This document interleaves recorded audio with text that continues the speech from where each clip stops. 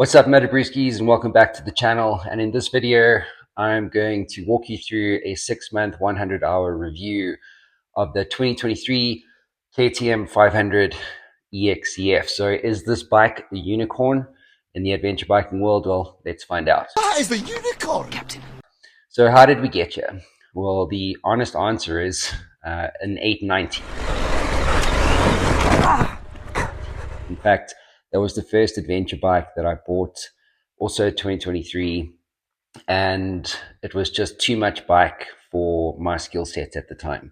It was my first time riding on the Colorado BDR. Oftentimes, this is at high altitude, 12, 13,000 feet as an example. And so dropping a 440 pound bike is not my idea of a good time. I'm sorry, but this is not my idea of a good time. Especially when you drop it multiple times at altitude on a single ride. It can definitely mess with your confidence. So I made the decision to acknowledge the fact that that was too much bike for me. And I wound up going to Fair Myers here in Colorado. And I happened to see this bad boy, which I now call the Beast. We call it the Beast, because this is genuinely a beast of a motorbike.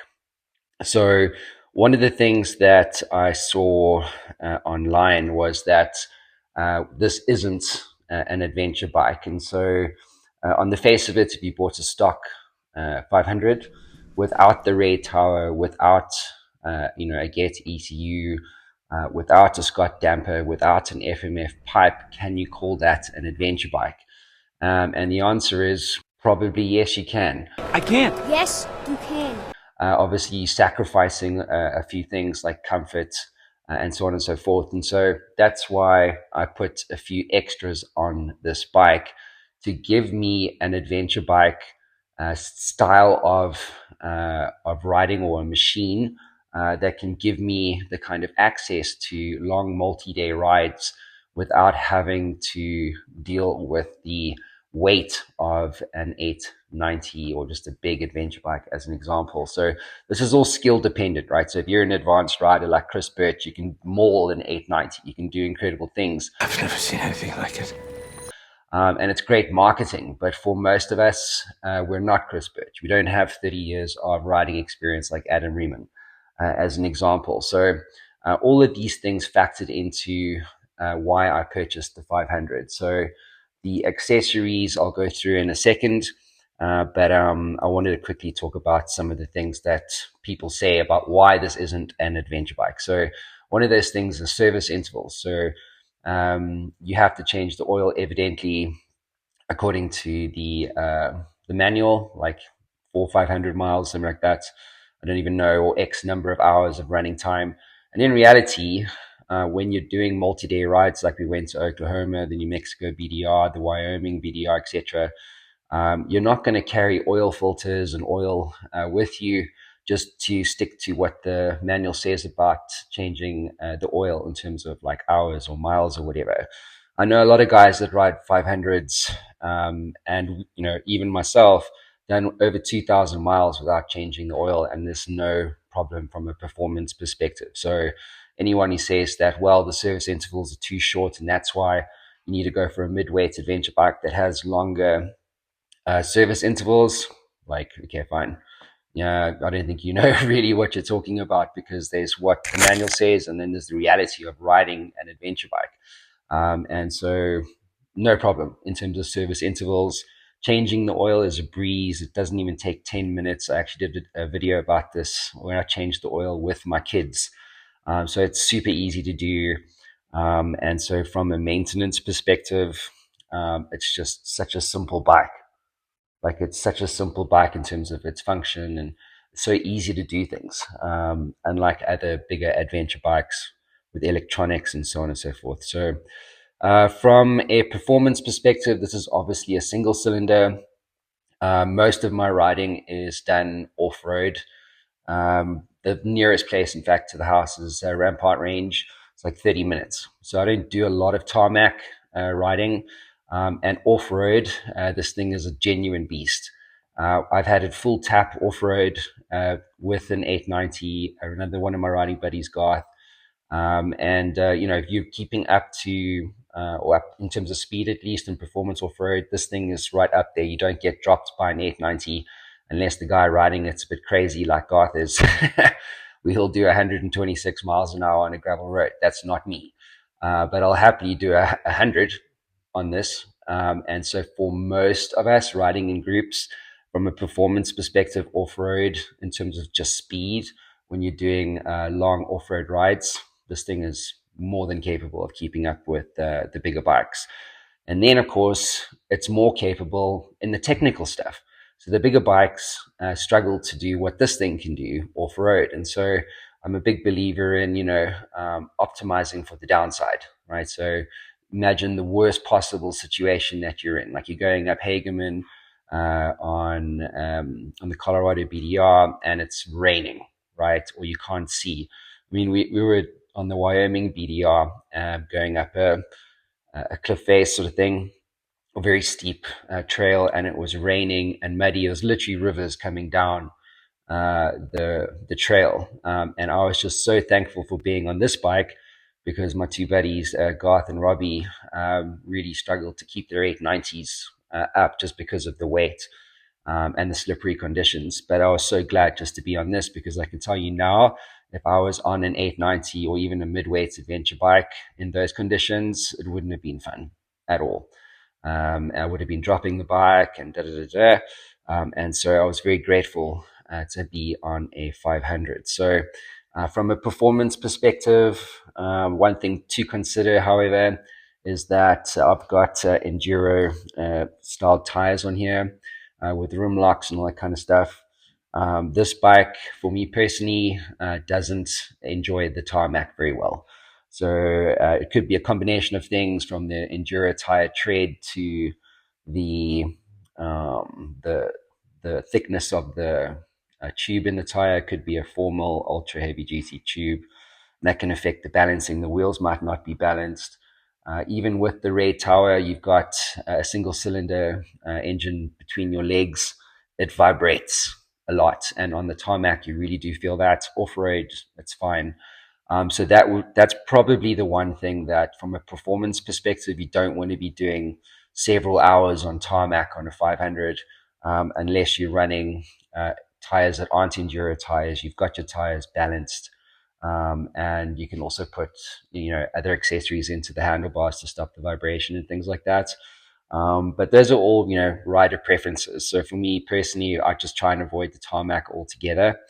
I am considering getting the 2025 Touareg 660 Rally just to, have a better experience for longer rides, especially when you're doing, long passages on tarmac and that kind of stuff. So, but other than that, from a performance perspective, it's a beast. You lift the front. I've got a bunch of accessories now, which I'll talk to you about. So what's on here? So the Ray Tower, it's just a must-have. You get better lights, better wind protection. The Scott damper, tank slapping is real, especially when you're off-road. I've never had an issue with the Scott damper. It just makes the bike feel a lot more sturdy up front, especially on the rough stuff. I've got an Acerbis fuel tank on here. I actually don't even know what the maximum mileage I can get on that, depending on the riding terrain, for the simple reason I've never run out of fuel. Obviously, the original tank is toilet, like in terms of distance. But this was very easy to install. I think I can get around 230 miles on a tank, and then there's probably some left over. But I carry a fuel bladder with me just in case. And in fact, most of the multi-day rides I've done, I don't even need the fuel bladder. So if you put one of these bad boys on there, you're not going to have a problem from a distance perspective. The other thing I've put on here is the FMF pipe. And I've also put in the Get ECU. So again, rider preferences. But for me personally, this thing is an absolute monster. I did a video about this. It's amazing how many guys are riding 500s with the stock ECU. You put the Get ECU in or the Vortex ECU in, and you've got a different beast of a machine. You put the FMF pipe on it, and then it starts sounding like a monster. Unicorn in the forest, monster under the bed. And so I've burnt the indicators off. That's the one thing on the right side by the exhaust. Just from a long tarmac, I had it pegged full throttle for like hours. And so the FMF pipe did burn the indicators, but you can get a replacement light set from Takamoto. So those are all the accessories that I put on the bike. Oh, foot pegs as well. Just got some badass foot pegs for obvious reasons. And so that are all the accessories. In terms of the reliability, I've had no issues. Obviously, it's not a 1,000-hour review, but I've done around 3,500 miles on this bike since I picked it up.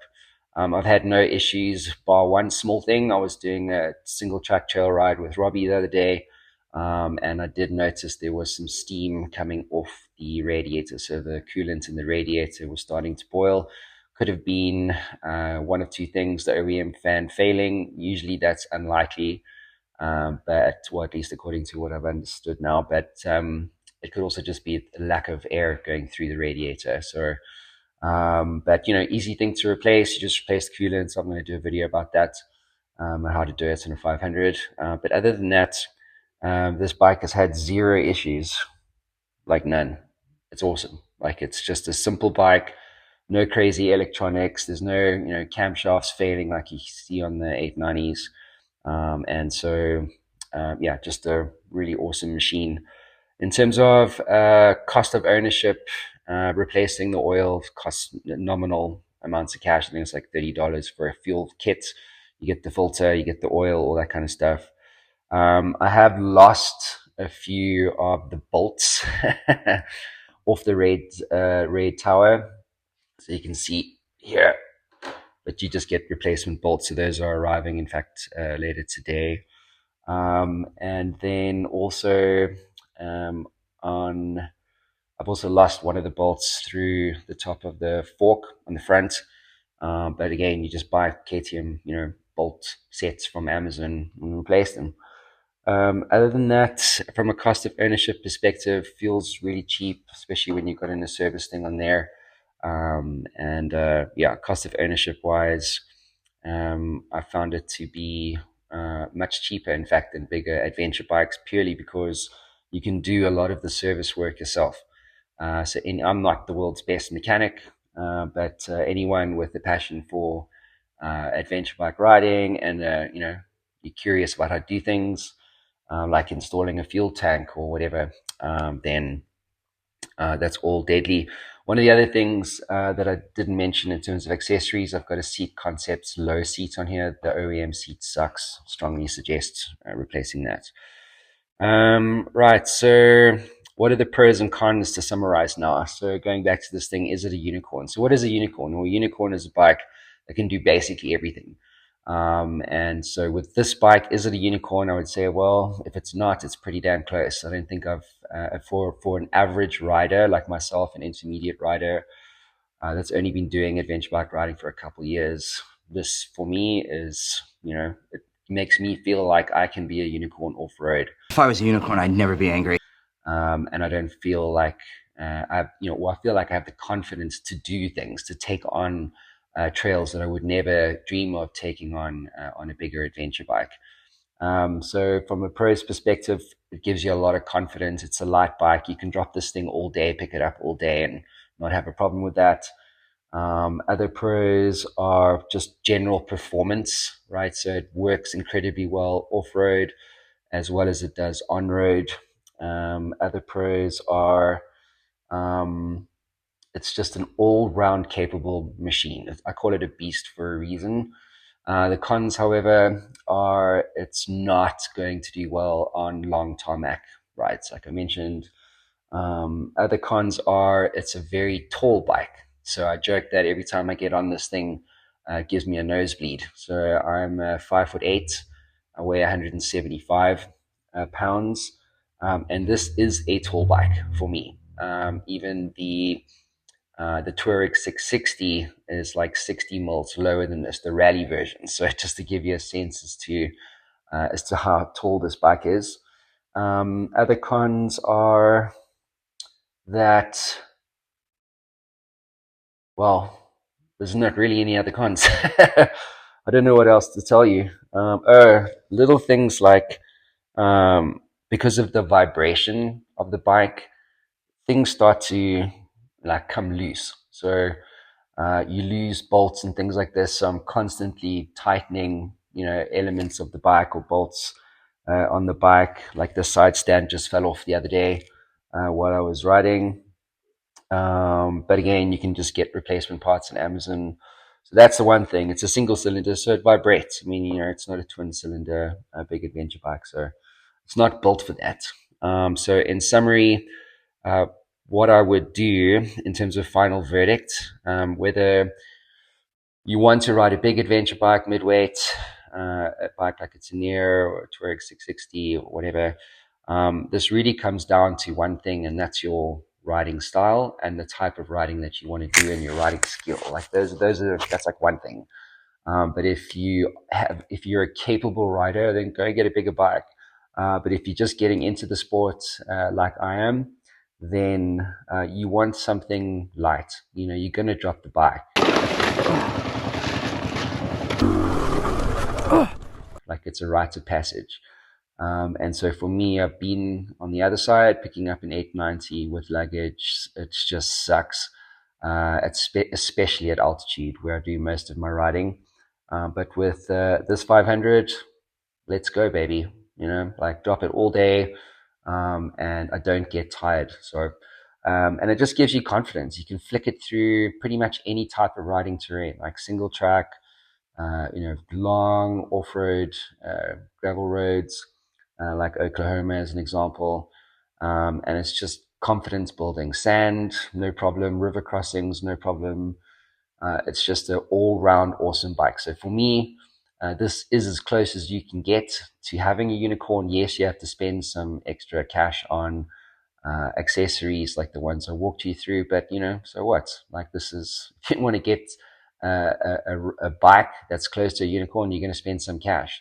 If if you get an 890, it's going to have other things you're going to want to do to it. Like you want to decap the thing, like we were doing here the other day at the house on Robbie's bike. Everyone's always tinkering with the bike, so you never quite get an off-the-shelf stock unicorn bike. You actually have to invest in that vision. And so that's what I've done. So that concludes this video, guys. Let me know what you think. Is this bike a unicorn? And what changes would you do on a 500? See you guys soon. If you enjoyed this video, please like, comment, and subscribe, and most importantly, share it with your favorite Moto Brewskis.